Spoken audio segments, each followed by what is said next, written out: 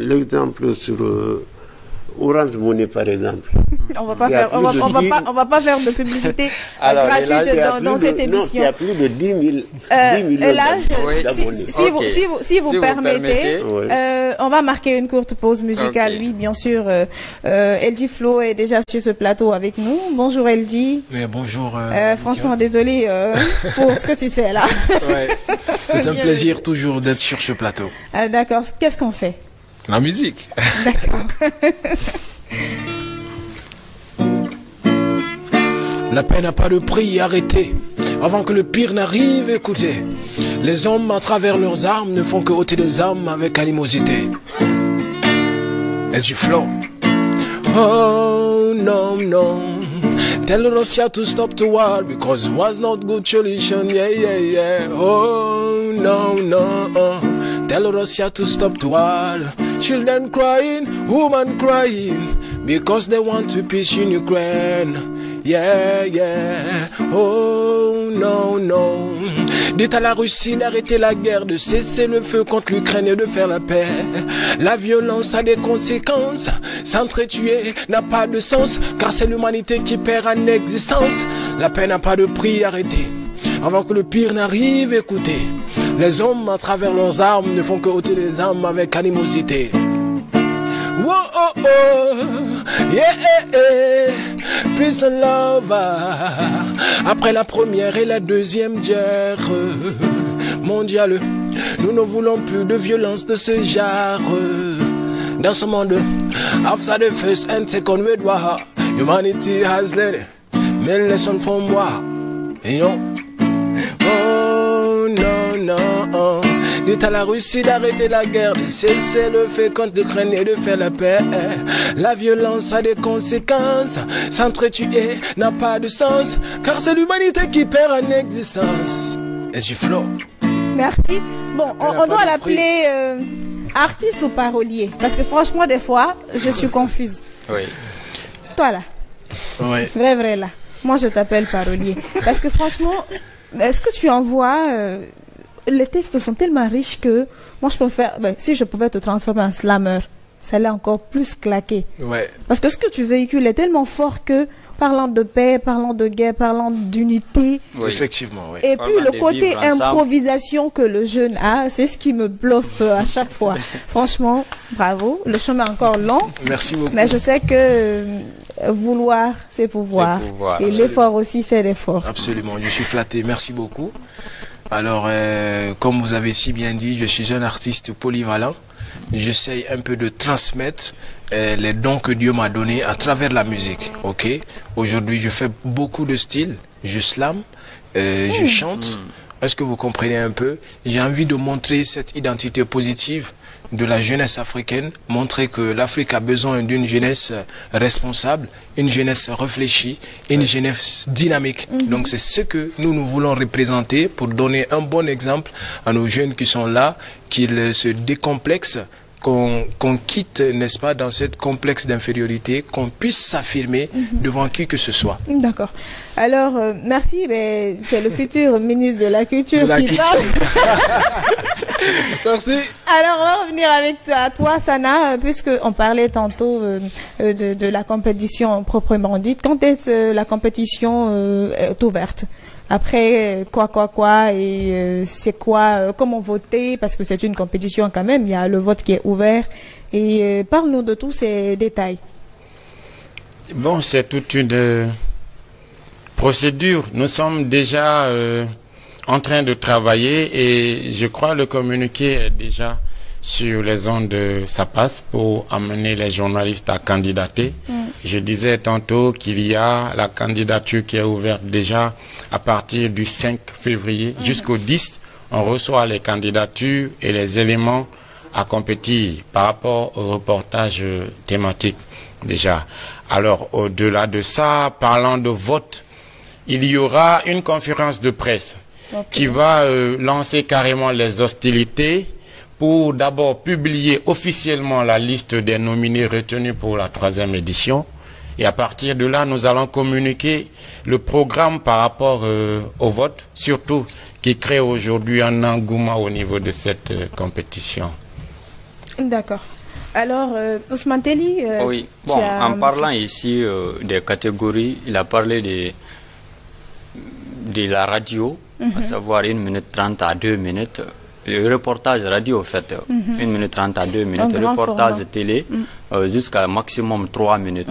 Je vais savoir, parce qu'il a parlé de l'homme de l'année ou la femme de l'année. Comment se fera alors la sélection pour être homme de l'année ou femme de l'année? Parce que ça c'est le choix. Ça dépend d'eux. Non, mais après, rien ne dépend de nous. Hein. Nous sommes un pont entre les journalistes et ceux qui travaillent surtout dans l'ombre. Et cette commission de veille est en train de travailler. Quand vous prenez le guide, il y a tous les critères liés à ce prix de l'homme ou de la femme de médias de l'année. Ah, d'accord. Puisque vous avez parlé de prix spéciaux, un prix peut exister dans cette édition et que la prochaine édition, elle disparaisse. Un prix où il disparaisse, puisqu'on parle de prix, qu'il disparaisse. Moi, j'ai pensé que, en tant que, franchement, structure, vous avez la latitude, par exemple, de dire, LG Flow, il s'est démarqué cette année, malgré que ce prix n'existe pas dans la compétition. C'est un prix spécial. On dédie ça pour le travail qu'il a mené sur le terrain. Ou ça aussi, il faut que les gens sachent, les patrons de médias sachent qu'il faut aussi travailler. Et il faut te démarquer des autres pour avoir un prix spécial.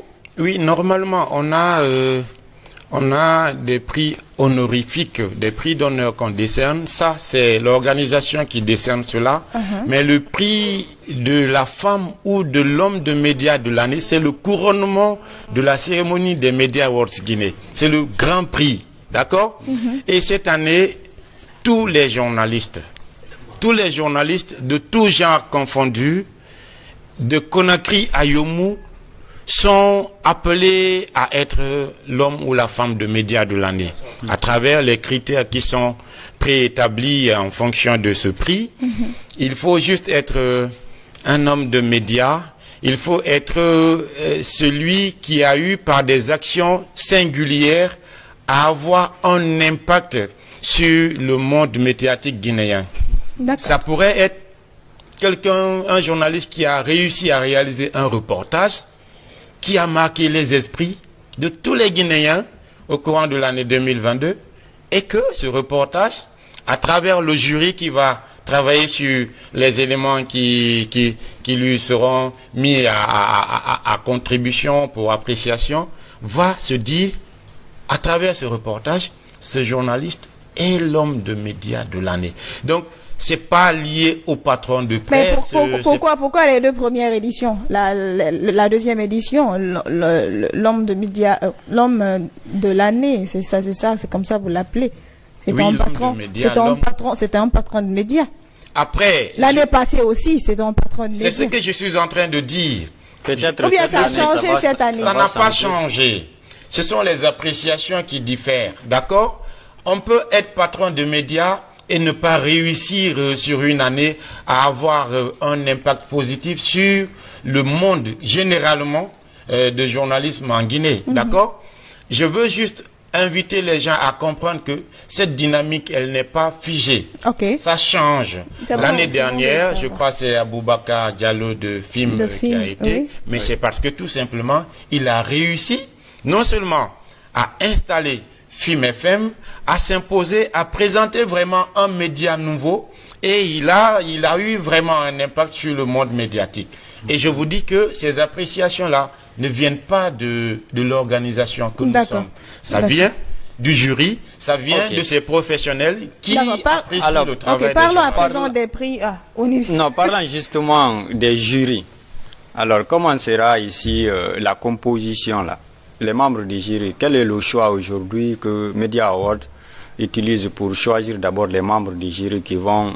Les critères plutôt. Les critères, oui. Il n'y a pas de critères. Le jury est défini dans le guide. Ce guide... Eh bien, tout le monde, ces téléspectateurs qui nous suivent n'ont pas le guide. Donc, on a besoin de... Après, la compétition est ouverte aux journalistes. Je veux juste que chaque journaliste prenne le temps, parce qu'en réalité, nous ne pourrons pas vous dire sur ce plateau tout le contenu de ce guide-là. Le guide est tellement riche et il a pris en compte tous les paramètres. Quand vous prenez par exemple le jury, il y a la qualité du jury qui est définie dans ce guide-là. D'accord? Il y a que nous, on ne choisit pas tout le jury. On choisit chaque année le président du jury. Okay. Et l'année dernière, il y a monsieur Jean-Paul Sédi, qui est scientifique, communicant, fondateur d'école, qui a été président de jury. Et la première édition, c'était le doyen Odilon Théa, qui était le président de jury. Nous trouvons toujours une personne de bonne moralité, avec assez d'expérience, et qu'on ne peut pas corrompre. D'accord? Vous allez me dire que un journaliste ne peut pas, nous-mêmes étant comité d'organisation, nous ne pouvons pas dire à doyen Odilon ce qu'il doit faire pour apprécier un travail de journaliste. D'accord? On choisit le président du jury. C'est par mérite, c'est par mérite. On choisit le président du jury, et à ce président-là, en fonction de la qualité des membres de jury, il choisit aussi tous les membres de jury. Et nous sommes cette organisation qui, chaque année, on donne la latitude au jury de venir sur la scène de l'événement pour dire comment le travail du jury s'est déroulé et qu'est-ce que nous, en tant que comité d'organisation, avons failli dans l'organisation. Voilà, ce jury nous critique et nous amène à mieux faire chaque année. Ça veut dire que quand on met le jury, c'est pas seulement pour le journaliste, ou c'est pas seulement pour les journalistes, c'est pour aussi le comité d'organisation. Donc tenez-vous rassurés, on va dévoiler le nom du président du jury à un moment opportun, et tous les journalistes sauront qui est cette année le président du jury. D'accord. Est-ce qu'il émane de vous? Vous avez parlé tout à l'heure des prix honorifiques. Oui. Alors, cette année, est-ce que ça c'est standard ou c'est un prix standard, un prix pas standard, parce que les prix standards, ce sont des prix franchement qui sont décernés après la compétition par le jury, peut-être par rapport au vote, par rapport aux critères recherchés, par rapport franchement à la qualité du travail du journaliste qui est récipiendaire. Mais le prix honorifique, est-ce que tu peux nous parler un peu de la spécificité de ce prix? Oui, comme son nom l'indique déjà, c'est un prix d'honneur. On rend hommage à des personnes qui des fois ne sont même pas en exercice, d'accord, mais à des personnes aussi qui ont su travailler, mais malheureusement qui n'ont pas compétit. Hein, vous n'êtes pas sans savoir qu'on ouvre à la compétition, mais après il y a certains qui n'ont pas le temps. Mais nous, en tant qu'organisation, nous avons ce regard-là pour dire que dans ce milieu, il y a telle ou telle personne vraiment qui mérite d'être honoré à travers notre événement. C'est le caractère vivant des Media Awards Guinée qui a d'ailleurs pour slogan « Célébrons-nous vivants ». Et pour nous célébrer vivants, vous allez remarquer que cette année, nous avons décidé de célébrer Odilon Théa. Oui. Odilon Théa avec 60 ans de carrière, qui est un journaliste vraiment qui n'est plus à présenter à vous, journalistes, et au peuple de Guinée. Donc, Odilon Théa après 60 ans, il mérite vraiment d'être célébré. Et cette année, nous voulons le célébrer vraiment avec tous les journalistes, avec tous nos partenaires, avec tous ceux qui soutiennent la cérémonie des Media Awards Guinée, pour vraiment honorer ce monsieur, que déjà d'entrée de jeu, vous m'avez dit que c'était votre professeur de diction. Cette année, moi je pense que cette année, célébrer Odilon Théa, c'est déjà une autre cérémonie dans les médias. Parce que moi je pense que franchement c'est grand ce que vous avez, ce que vous voulez faire, mais organiser un événement à part entière, moi je pense que pour ce monsieur, c'est l'honorer. Moi, je pense que c'est son titre, ça. Parce qu'il a tellement fait, quand tu prends un peu l'histoire de ce grand monsieur, il n'a brûlé aucune étape. Il a monté tous les escaliers, du premier jusqu'au dernier. Il a la chance aujourd'hui, à son âge, il est lucide. Est-ce que vous voyez, est-ce que Dieu ne donne pas cette chance à tout le monde? Odilon te parle, tu le cherches. La voix est toujours là, la diction et le charisme, surtout ce charme dans la voix, tout est là. moi je pense que c'est une bibliothèque vivante qui se promène là. Oui. Célébrer Odilon Teya dans de cette 3e édition, c'est grand. Mais moi, je pense que, franchement, il mérite une cérémonie que pour lui, pour le célébrer. Parce que c'est vrai qu'aujourd'hui, les mentalités ont changé. On a la chance et on a le courage, et aussi l'initiative de célébrer nos icônes vivants ou vivantes maintenant, parce que puisqu'on parle d'icônes, avant, c'est parce que c'est quand il change de monde, ah, il était ci, il était ça. Mais maintenant, avec l'innovation, la créativité, surtout des jeunes, parce qu'ils n'aiment pas qu'on le dise vieux, les vieux jeunes. Il est tout un non, jeune. ils n'aiment pas ça. Ils disent qu'il est jeune, qu'il a 18 ans. Ils aiment ça. Et ils peuvent pas dire, célébrez-moi, célébrez-moi. Odilon Teya, c'est un cas parmi tant. Il y en a tellement de personnes qui méritent d'être célébrées en Guinée ici. Franchement, pour ça, je demande à l'assistance d'applaudir pour cette initiative. Et j'avais pensé à ça, hein. Franchement, j'avais pensé à célébrer ce grand monsieur parce qu'il m'a donné toutes les armes d'exercer, oui. Il a été mon professeur de diction à l'université. Il a été la première personne à me dire, Kaba, un jour, tu diras que j'avais raison. Parce que moi, on m'a orienté là-bas, je ne voulais pas faire le journalisme. Oui, il a été parmi les personnes, franchement, l'une des premières personnes qui m'a encouragée, qui m'a dit qu'il voit quelque chose en moi, qui pourra me tirer de là où je suis, au fait. Franchement, merci encore une fois. Je perds mon latin. Je voudrais dire que au-delà du 18 mars, d'accord, je dévoile déjà la date de la cérémonie des médias ordinaires, c'est samedi 18 mars 2023 au chapiteau Baye Issa. Et cette cérémonie va être retransmise en direct sur 3 télévisions, Espace TV, 6 TV et West Africa TV. Okay. Mais les MAG, c'est toute une série de cérémonies. La première journée va être consacrée à la formation des journalistes. Et la deuxième journée, on va l'appeler journée Odilon Teya. Ah, c'est la bonne. La journée Odilon Teya va être cette journée où Odilon Teya va être sur les médias. Il va être à la télé, il va être à la radio, il va être vraiment célébré et cette journée va lui être vraiment consacrée. Et vous allez entendre Odilon Teya de maintenant et le réécouter. Écoutez Odilon Teya des années de la Révolution. D'accord, donc il y a une journée spéciale Odilon Teya, ça sera le 17 mars. D'accord, c'est la meilleure des journées, franchement. Franchement, merci beaucoup. On va continuer avec, parce qu'on a toujours encore, bon, je sais pas si on va détendre encore l'atmosphère parce que l'émotion était tellement grande que un moment, merci encore une fois, franchement, c'est bon, c'est bien pour cette année, c'est franchement différent des autres années. Alors, elle dit Flo, on va rapper cette fois-ci, hein, parce que tu m'apprends que non, pas rapper, slammer. Tu m'apprends que tu slams encore. Ok. On va slammer cette fois-ci. D'accord. Super. Elle dit Flo.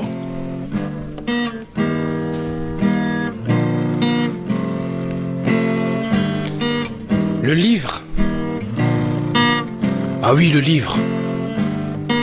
Le livre est un outil de formation. Il est également un outil d'information, indispensable à l'éducation et à la compréhension de toute notion. Lire un livre, c'est faire une aventure. Car à chaque fois que tu fais une ouverture, tu te retrouves dans un monde rempli d'écriture, de science et de la culture. Le livre nous apprend à comprendre les phénomènes de la nature pour se préparer mieux pour le futur. Lire un livre, encore une fois, c'est une aventure. Car à chaque fois que tu ouvres, tu te retrouves dans un monde rempli d'écriture, de science et de la culture. C'est à travers le livre qu'on peut mieux apprendre, mieux comprendre et mieux entreprendre. Le livre, c'est mon compagnon. Je suis un homme de lettres. Avec mes mots, je guéris les mots. Je suis un homme de lettres. J'utilise mon stylo en collaboration avec mon cerveau. Je suis un homme de lettres. J'ai toujours les mots qu'il faut. Avec mes mots, je délivre. Avec mes mots, j'écris des livres. J'écris l'histoire. Je conserve le savoir. Avec mes mots, j'accède au pouvoir sans faire de la violence. J'utilise juste mon éloquence pour tout régler. Je suis un homme de lettres. J'ai toujours les mots qu'il faut. Flo. Vois-tu ce que je disais? Franchement... Non, je pense qu'il a épaté ses camarades. Il n'était même plus sur ce plateau, hein, il est ailleurs. Je le suis, hein, souvent quand il est sur ce plateau, et vraiment, ça va. Merci. C'est quelqu'un à encourager. Merci de le présenter aux yeux des Guinéens. Ça va, il a du message et il a vraiment talent. quelque chose. Oui, ça va. Merci infiniment. C'est un vieux dans le corps d'un jeune. C'est ça aussi. Bon, c'est comme ça quelqu'un... Je vais garder son nom, je ne vais pas dévoiler l'identité de la personne. C'est comme ça cette personne t'appelle. Elgi Flo, c'est un vieux dans le corps des jeunes. Wow. Merci beaucoup. Merci. Ça fait plaisir. Alors, et là je m'en bats. Naam. Vous êtes toujours là avec nous? Oui. D'accord. Bon, Telly, on te laisse encore t'entretenir avec ton invité spécial. Parce que franchement, aujourd'hui... Bon, et là, tout à l'heure, on parlait ici de la crise de confiance aujourd'hui entre les gens. Oui. Parce que nous savons qu'il y a beaucoup de structures. Vous-même, vous l'avez dit tout à l'heure dans votre déclaration, qu'au départ, les gens se font confiance et puis les gens arrivent à mettre en place une structure. Mais après quelques temps, la structure se trouve totalement désarticulée et puis chacun prend sa tangente. Cela est dit à quoi? Au manque de confiance ici, parce que nous savons généralement, c'est l'argent qui est à la base de ça. Dès que l'argent se présente, si les gens ne sont pas de bonne foi, automatiquement la structure se désintègre. Maintenant, vous voulez créer aujourd'hui cette structure appelée ici groupement d'intérêt économique. Ça n'exclut personne parce que vous avez dit ici, il n'y a pas de race, il n'y a pas de croyance, il n'y a pas de sexe, il n'y a pas de religion. Cela veut dire tout bon Guinéen, que ce soit ici à l'intérieur ou à l'extérieur du pays, même si tu n'es pas Guinéen, si tu as l'amour du pays, tu peux vraiment participer à la création de cette structure aujourd'hui. Alors, parlons maintenant du côté financier, parce que moi c'est là mon problème. Maintenant, côté financier, maintenant, vous avez dit ici que chaque personne peut au moins contribuer 100 000. Oui. Bon, 100 000 c'est beaucoup, 100 000 c'est pas beaucoup aussi. Ça dépend ici de la volonté, comme vous avez décrit dans votre déclaration ici. Maintenant, il y a des gens, peut-être dès après la sortie ici, qui sont prêts à vraiment contribuer. Parce que on s'est dit que c'est un élage qui est avancé en âge, ne peut pas venir à la RTG sur les ondes de la radio nationale quand même tenir des déclarations et que ça ne soit pas crédible. Donc du coup, il y a des gens qui vont être vraiment prêts ici à dépenser, à donner de l'argent. Maintenant, quelle est la garantie aujourd'hui que vous allez mettre en place pour vraiment ici essayer de garder la confiance, gagner la confiance de toutes ces personnes qui vont être prêtes aujourd'hui à mettre leur argent dans ce groupement d'intérêt économique, parce que quand même c'est un projet ici qui vise à faciliter le vivre ensemble et surtout le développement du pays, parce que c'est ce que nous avons besoin, surtout la paix et la cohésion. Oui, cette question est bienvenue. Et